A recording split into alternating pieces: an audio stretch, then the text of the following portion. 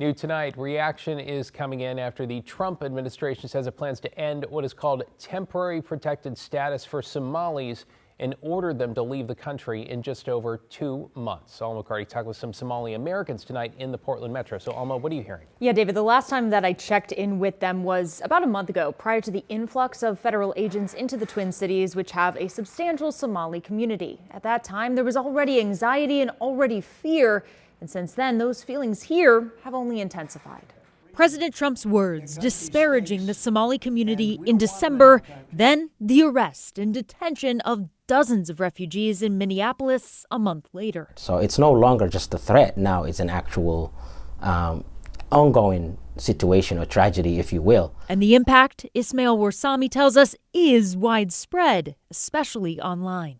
People being told, go back to your country, you're not legal in this country, you're not welcome, the day of reckoning is coming. Zamzam Abdallah explains Oregon's Somali community continues to face difficulties between the Fed's rhetoric and actions and rampant misinformation, tied in part to allegations of fraud in Minnesota. This administration is trying to tear us apart. They're sending a lot of families back home, and a lot of moms are afraid to go to school, pick up their kids. We have to carry our passport everywhere that we go. And on Tuesday, another targeted action as the Department of Homeland Security announced the termination of Somalia for temporary protected status, with officials stating the country doesn't meet the conditions for designation.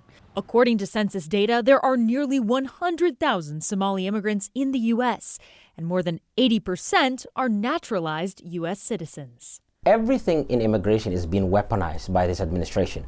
So when they say the temporary protected status is ending, it is obviously tragic for people that are under that, but the numbers are around 1,000, which is extremely small. Both Warsami and Abdallah say this community will overcome these challenging times, standing in solidarity. Telling the president, stop doing this, we human, we this, we that, is not going to change anything.